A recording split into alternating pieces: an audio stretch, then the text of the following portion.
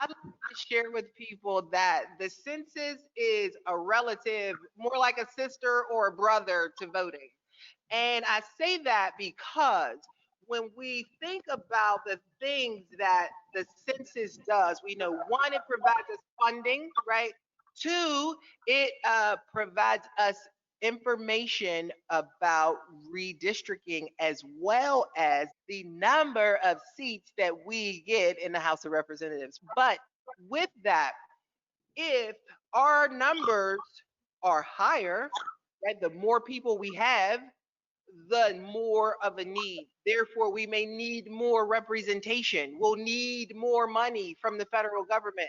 So the need, the money follows the need. And when we don't count all of the people in our counties, we run the risk of also losing, right, or forfeiting funding, forfeiting possibly a seat. You know, we won Representative Rice's seat in the 7th district, the 2010, because our numbers were really good. But it can work in reverse. The same thing happens. So that's why it's extremely important to get counted. And redistricting happens after the census count. So we have to get the census numbers to the president. Well, the original date, and according to the Constitution, is December 31st. But because of COVID, we got a waiver, and we'll get that info, the numbers to the president now on in April of 2021. I'm sorry, and then followed by the districting numbers to the states by July 31st, excuse me, of 2021. At that point, the states then they go into their redistricting phases.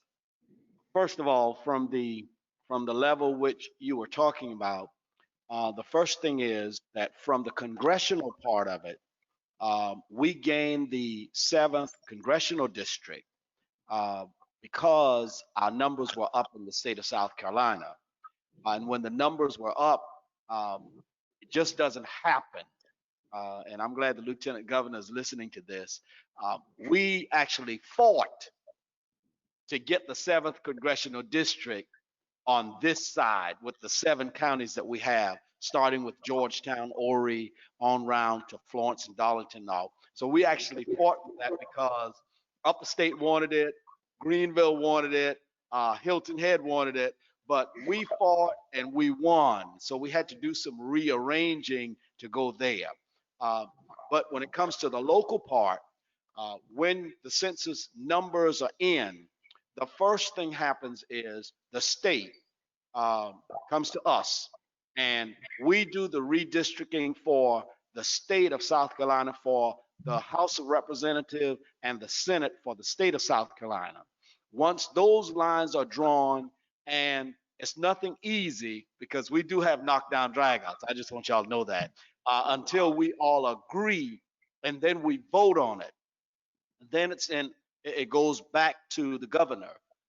And after that, once everything is agreed upon, it's voted on, then it comes down to the counties and the cities and redistricting the counties and the cities. So lines could be drawn in different ways for state, county, and city. So it's a long process, and basically, it's nothing that's going to happen uh, immediately in April.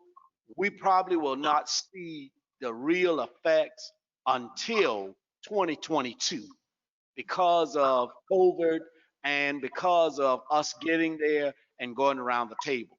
So all lines that are drawn for the state of South Carolina, whether it be the South Carolina House of Representatives, the South Carolina Senate, or the county, or the cities, or the towns, all of those lines are drawn in Columbia.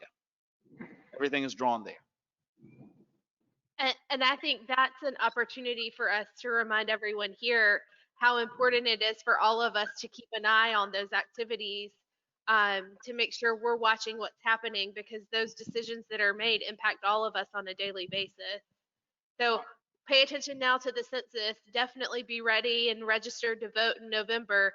but we're not done after that. We're just getting started. Then it's time to start watching redistricting to make sure that what happens in Columbia represents what you want happening in Georgetown, whether it's for the lines for your mayors, for your county council, for your school board, because those are the people who impact so much of your daily lives.